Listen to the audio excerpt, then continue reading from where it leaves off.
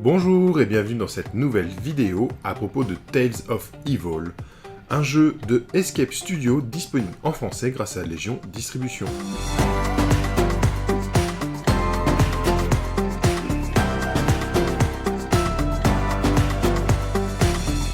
Si vous aimez les histoires de Stephen King, Chair de Poule ou les aventures du Scooby Gang, Tales of Evil est un jeu fait pour vous. Ça va être un jeu pour 1 à 6 joueurs en coopération, où on va incarner des enfants qui ont monté leur petit club d'investigation pour se raconter des histoires d'horreur et qui vont partir à l'aventure dans une maison hantée. Tales of Evil, c'est un jeu dont vous êtes le héros, un peu inspiré des livres dont vous êtes le héros de notre enfance, où on va devoir faire des choix et aller lire la case correspondante à ce choix, mais avec en plus des situations sur plateau et des combats contre des monstres, récupération d'équipements, etc. Donc un petit côté dungeon crawler avec du livre dont vous êtes le héros. Alors déjà, au niveau de la boîte, moi j'étais assez soufflé, parce qu'en fait, il y a une texture assez étrange sur le blanc de la boîte, un peu rugueuse. Le noir est très mat et très doux, et le titre là est légèrement embossé, donc c'est vraiment très très beau, le tout en vernis sélectif et tout, donc vraiment un très bel objet. Voilà, donc au dos de la boîte, on a la présentation du jeu, un petit visuel bien sympa, et donc les différents héros de la bande qui sont assez caractéristiques des films d'aventure comme ça des années 80. On va retrouver énormément de clins d'œil, que ce soit aux Goonies, à Scooby-Doo, à Retour vers le futur, aux différents films d'horreur, Jason, Freddy, etc. Il y a plein de clins d'œil partout dans le jeu, que ce soit sur les cartes, sur les illustrations, ou même sur le plateau directement. C'est-à-dire, on va voir ça par la suite, mais en fait, le plateau de jeu, il y a plein de petits dessins, de petits détails comme ça dans les différentes pièces qu'on va explorer, qui sont vraiment très très sympas. Donc cette boîte de Tales of Evil porte la mention « L'énigme de la marionnettiste diabolique ».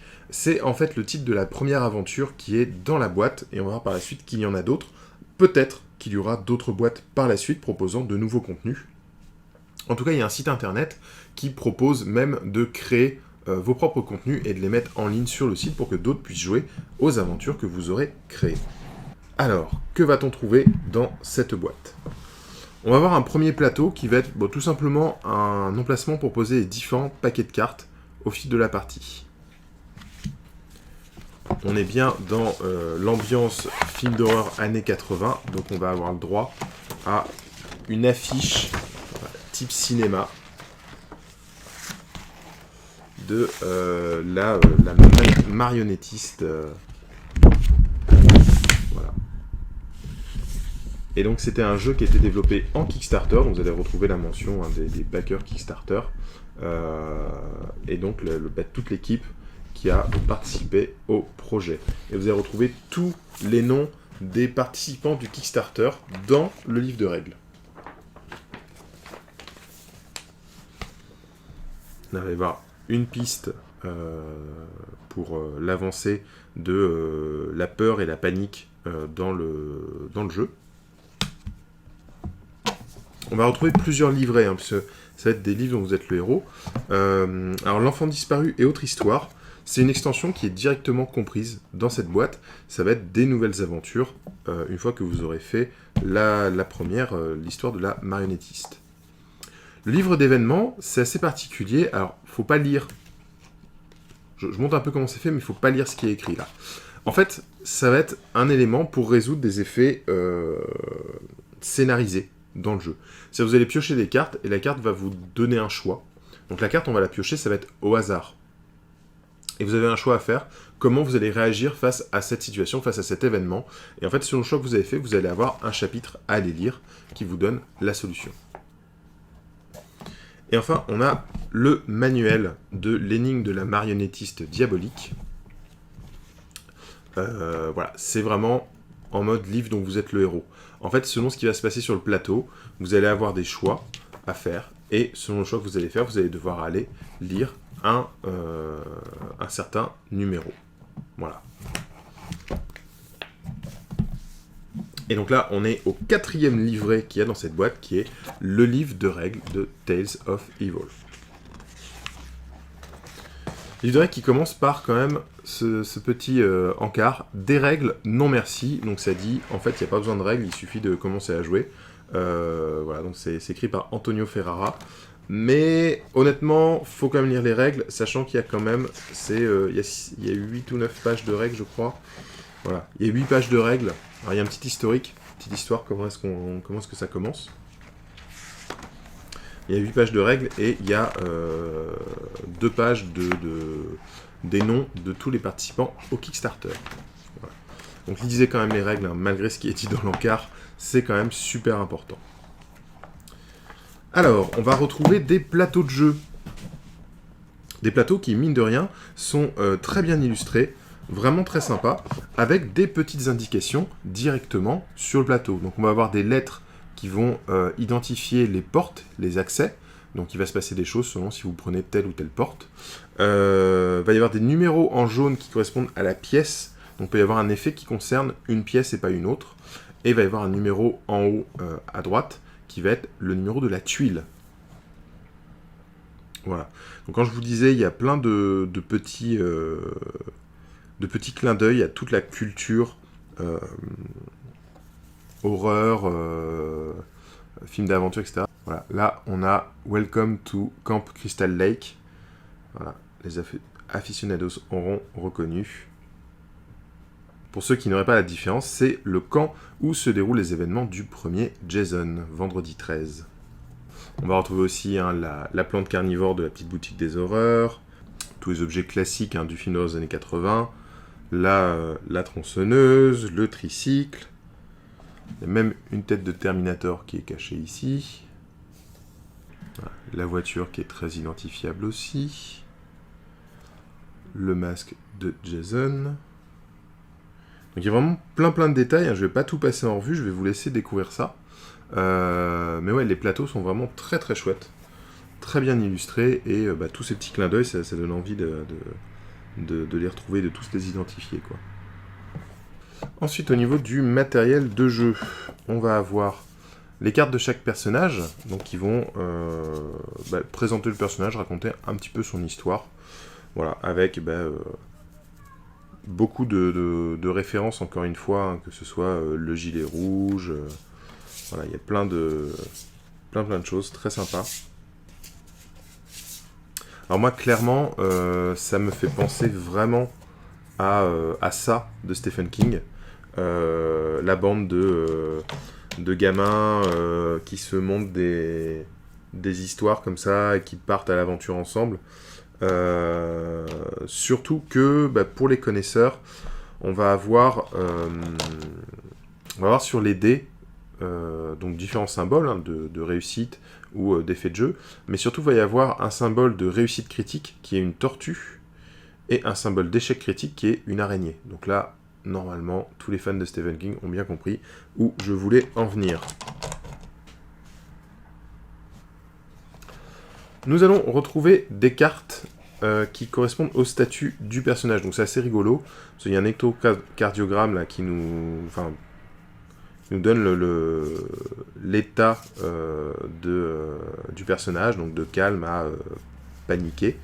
Et du coup,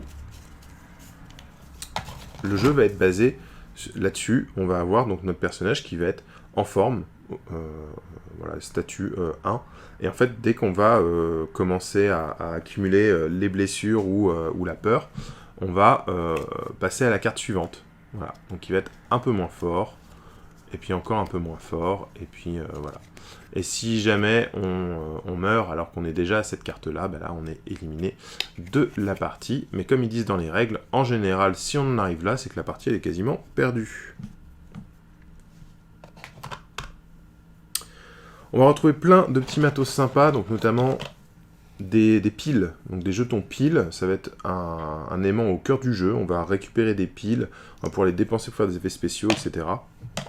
On va avoir des allumettes qui font pas toute la même taille. Ça c'est assez marrant, c'est qu'en fait quand il y a un choix à faire parmi plusieurs joueurs, en fait on va prendre autant d'allumettes qu'il y a de joueurs. Et le premier joueur va les mettre dans sa main. Et chacun tire une allumette et c'est celui qui a la plus courte, puisqu'elles ne font pas la même taille, qui sera désigné. C'est assez rigolo comme principe. Et ça fait vraiment ouais, jeu d'enfant. J'aime bien l'idée. Il y a un Talkie-Walkie qui va être le jeton premier joueur. Très rigolo aussi. Après bon, tous les jetons correspondants. Et là, vous êtes en train de vous dire, mais pourquoi est-ce que Guerrero fait l'open the boîte d'un jeu de plateau comme ça? Mais parce qu'il y a des figurines.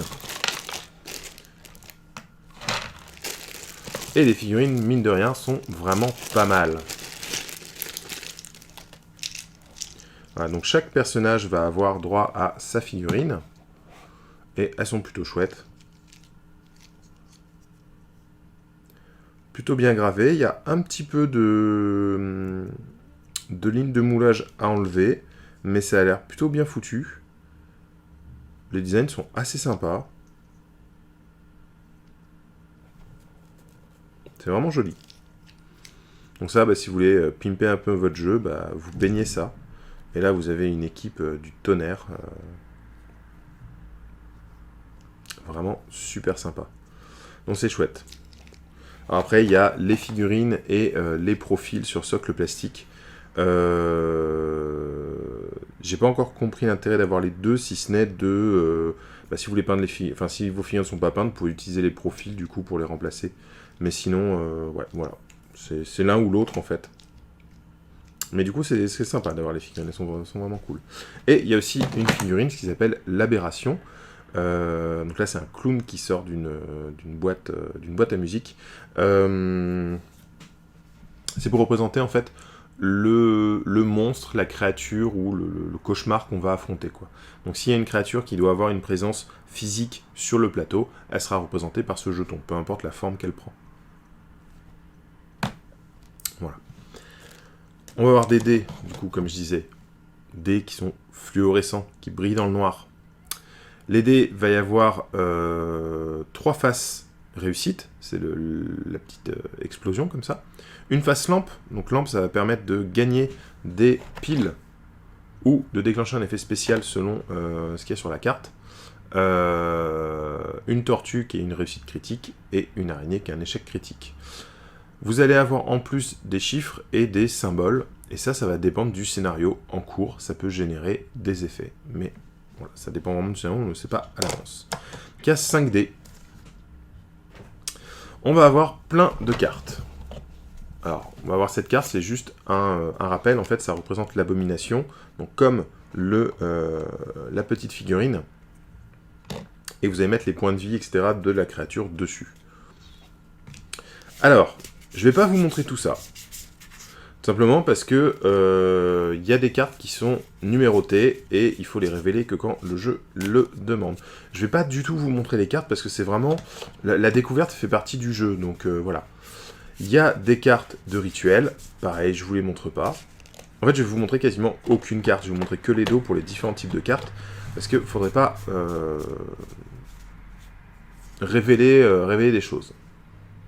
Là, ce sont des cartes paranoïa, voilà, c'est des folies ou des malus que vont avoir les personnages. Là, on a les cartes actions de chaque personnage. Donc, chaque personnage a 3 cartes actions. Ce sont des cartes qui vont permettre de faire un effet spécifique. Voilà. Par exemple, on va flow, je vais faire un tour. Donc, quand une carte événement est tirée et qui affecte toute l'équipe, vous vous esquivez et ne prenez pas part à l'événement. Voilà. Donc ça, typiquement, tant pis pour les autres. Et sinon, toutes ces cartes, en fait, vous pouvez juste les jouer pour relancer vos dés, à la place de faire l'effet. Donc chaque personnage va avoir son set de 3 cartes. Il y a 7 personnages en tout, comme on joue à 6 maximum, il y aura toujours un personnage mis de côté, mais c'est pas grave, il y a un système de sauvegarde dans le jeu, donc vous allez pouvoir mettre de côté l'évolution d'un personnage, il peut quitter l'histoire en fait, et revenir plus tard, donc si ça dépend du nombre de joueurs autour de la table, c'est toujours intéressant. Et ça, ce sont des cartes, des découvertes que vous allez faire au cours de la partie, donc je ne vais pas les montrer pour ne pas risquer de révéler quoi que ce soit, et vous gâcher la surprise.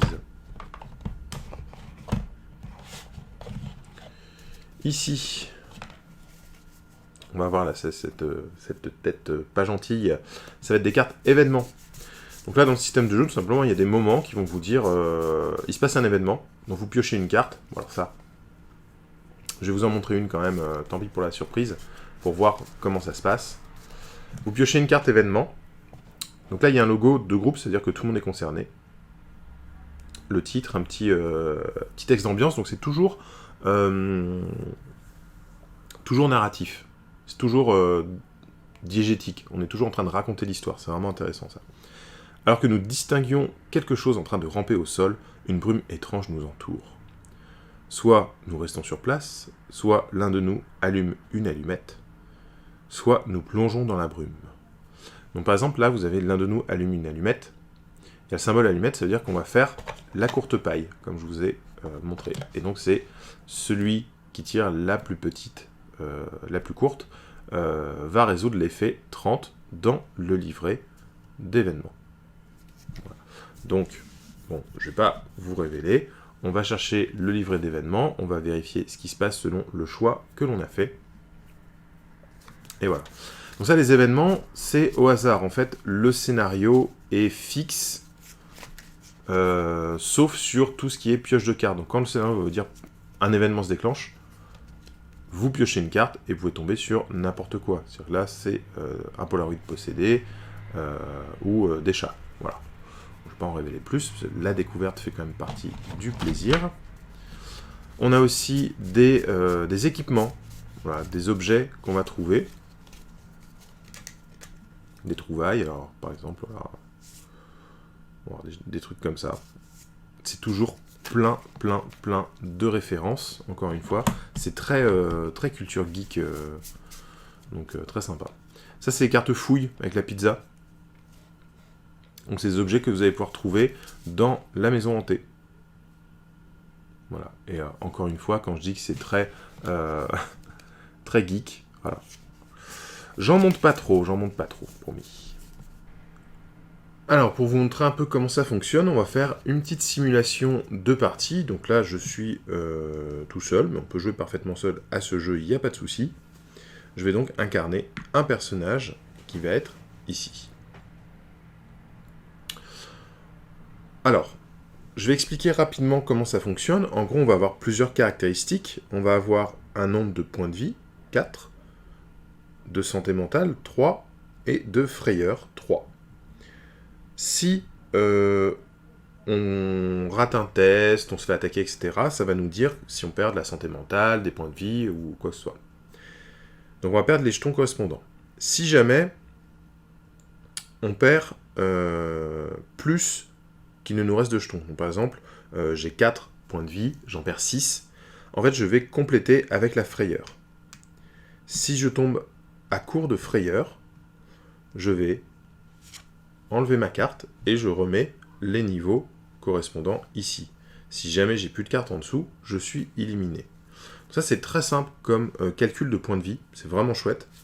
C'est bien pensé parce que du coup, les caractéristiques vont diminuer avec. Donc, c'est plutôt bien amené.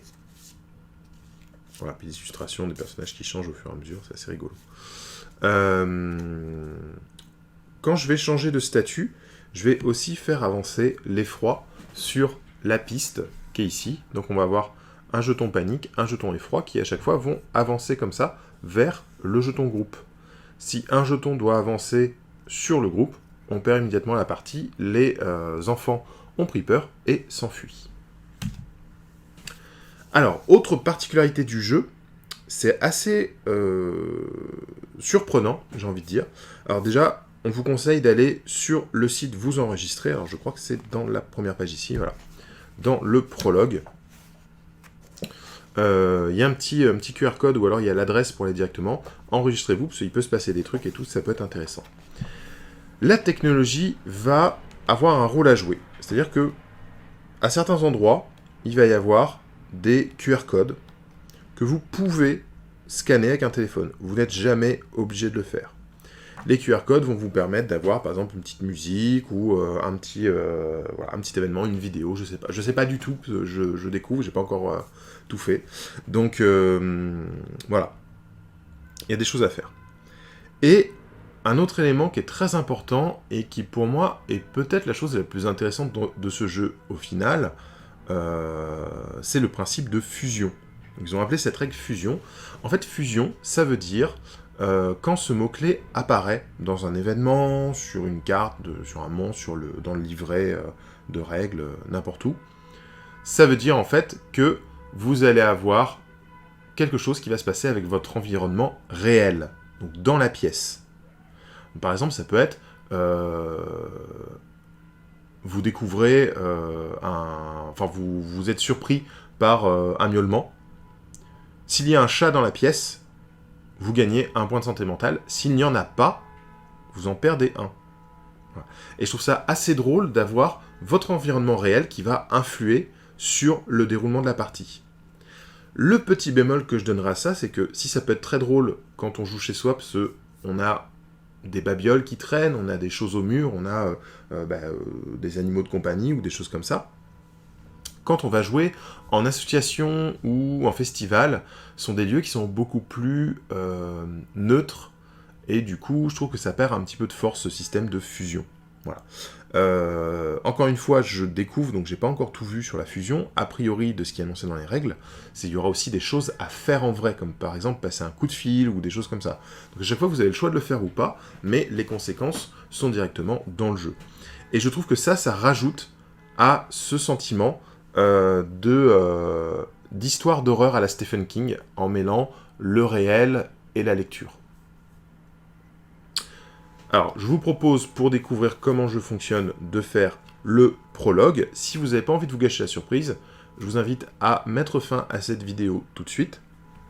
Mais on va faire le petit prologue. C'est pas le début de l'aventure, c'est pas le chapitre et tout, c'est le prologue pour apprendre à jouer. Voilà. Alors, je passe sur le petit texte d'intro, même si c'est très important pour la mise en ambiance. Mais là, je vous inviterai à le découvrir par vous-même. Donc, petit texte d'intro, inscrivez-vous sur ça. C'est pour devenir membre de la Pizza et Investigation. Donc c'est le club secret des amis. Et donc une fois que c'est fait, on va en 10. En 10, entrez dans la maison. Alors pareil, petit texte d'ambiance que je vous passe. Choisissez votre investigateur, donc c'est fait. Je vais prendre Layla Redfield. Encore des noms bien sympas, qui font de belles références. On choisit le niveau de difficulté. D'abord, au niveau de difficulté, en fait, tout simplement, ça va être vos cartes. Niveau facile, on va jouer avec toutes les cartes. Niveau moyen, on va retirer la carte numéro 1. Niveau difficile, on va retirer la carte numéro 2. Donc on n'aura que 2 chances, 2 statuts, sachant que les personnages sont déjà blessés, donc moins forts. On va le jouer en facile pour commencer, pour découvrir le jeu. Donc, comme écrit dans le scénario, Layla commence avec la carte numéro 4, qui est le katana de Layla. Il semble avoir de la valeur, même si Layla l'a trouvé dans une décharge. Voilà. Donc il y a un petit emplacement pour poser votre carte, pour que ça reste visible dans la vidéo. Je vais la poser de ce côté, c'est pas là que ça va normalement. Donc, ça lui donne +1 en combat. Et si je fais un résultat de lampe, je peux transformer un résultat de lampe en réussite critique, pour le coup, d'une batterie. Si jamais je veux l'échanger ou payer au marchand pour récupérer un autre objet, il vaudra 5. Donc là, le livret de scénario me dit de placer un marqueur trouvaille dans la salle 1. Voilà, donc je vais pouvoir aller fouiller ça. Donc c'est abstrait au niveau du placement, c'est-à-dire que la salle 1, ça va être toute cette partie. La salle 2, c'est celle-ci, c'est le plancher. Et la salle 3, c'est ça, c'est le plancher écroulé, avec la pièce qui est cachée en dessous. Avec un chapeau assez familier, mine de rien. Et donc là, dans le texte, j'ai un symbole qui ressemble à ce petit clown là, qui signifie que je dois piocher une carte événement. Donc les cartes événements sont mélangées, donc je ne sais pas à l'avance sur quoi je vais tomber. Et ça va être un démon. Je remarque que ce qui semble être un démon nain qui me fixe depuis les ombres. 1, je l'attaque. 2, j'essaie de le corrompre avec un cadeau. 3, je l'ignore.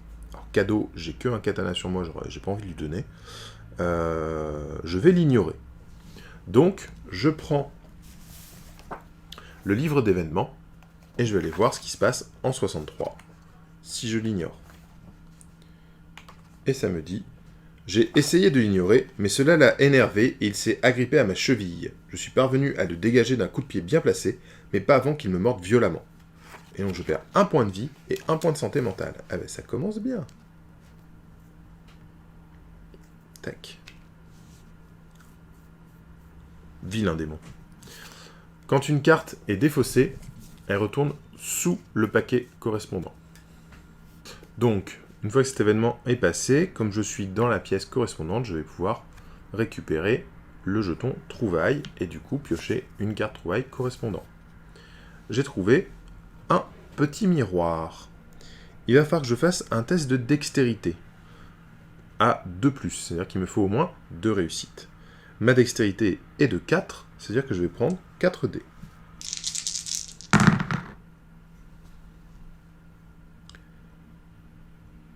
Voilà, alors, il me faut 2 réussites ou plus, en l'occurrence, j'en ai 3, et j'ai une lampe, et la lampe, je peux, grâce à mon katana, la transformer en réussite pour le coup d'une batterie. Bon, comme il me fallait de toute façon que 2 réussites, ça me permet d'ignorer une carte trauma à défausser après usage. Donc je vais la garder de côté. Donc ça me dit ensuite que je dois aller en 218 pour voir ce qu'il y a derrière la porte E. Donc là, j'ai un nouveau plateau qui arrive que je devrais faire correspondre avec la porte que j'ai ouverte. Donc il y a la porte E qui est là, c'est-à-dire que je dois poser hop, la porte E ici. En l'occurrence, tout simplement pour une facilité de mise en place et de vidéo, je vais juste poser cette tuile là et considérer que je suis dans cette pièce. Alors, qu'est-ce que ça raconte? Le corridor obscur semblait nous attendre en silence. Le long du mur de droite, une lumière diffuse filtrait à travers les fins rideaux. Aucun d'entre nous n'avait le courage de regarder au travers. Une plante grimpante avait envahi tout le couloir. Soudain, carte événement. Les ténèbres. Alors que nous distinguions quelque chose en train de ramper au sol, une brume étrange nous entoure. On peut soit rester sur place, soit allumer une allumette, mais bon, comme je suis tout seul, ça n'a pas beaucoup d'intérêt, soit plonger dans la brume. Moi, je suis courageux, mais pas téméraire, je vais rester sur place. Rester sur place, c'est 22. Et ça nous dit... Nous sommes restés tous ensemble et avons été enveloppés par quelque chose d'indéfinissable et velu. Nous ne savions pas quoi faire et la chose a disparu après que nous soyons tous tombés au sol. Chaque investigateur perd 1 point de vie. Allez, bon, j'ai l'impression de ne pas faire grand chose et de perdre des points de vie gratuitement là. Voilà. Et donc la carte retourne sous le paquet correspondant. Alors... Sur la porte face à nous se trouvait un post-it où était écrit « N'ouvrez pas cette porte avant d'avoir visité le jardin ». Nous avons aussi découvert une porte en fer rouillé et à travers la serrure, nous pouvions voir un jardin. Donc là, il y a un choix à faire. On va se mettre d'accord entre nous en faisant un vote à main levée, tous en même temps. Et on va choisir entre la première solution, donc ouvrir la porte en ignorant le post-it, ou la deuxième solution, aller dans le jardin. Et donc on va aller à la case correspondante. Donc mettons, je dis, je m'en fous, j'ouvre la porte rouillée.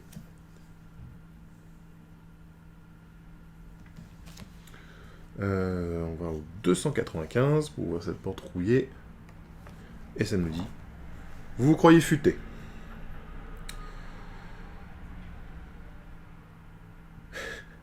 Une voix surgit de nulle part résonne. C'est un chapitre d'introduction pour vous aider à comprendre les bases du jeu. Je ne peux pas vous laisser aller n'importe où. Ça ne serait possible quand vous commencerez le chapitre 1 et entrerez de plein pied dans l'énigme. Peut-être que vous jouez ce tutoriel pour vous faire une idée sur le jeu ou que vous essayez celui-ci sur une convention. Dans tous les cas, explorez d'abord le jardin et vous pourrez ensuite franchir cette porte. La porte se ferme violemment devant vous, faisant tomber au sol.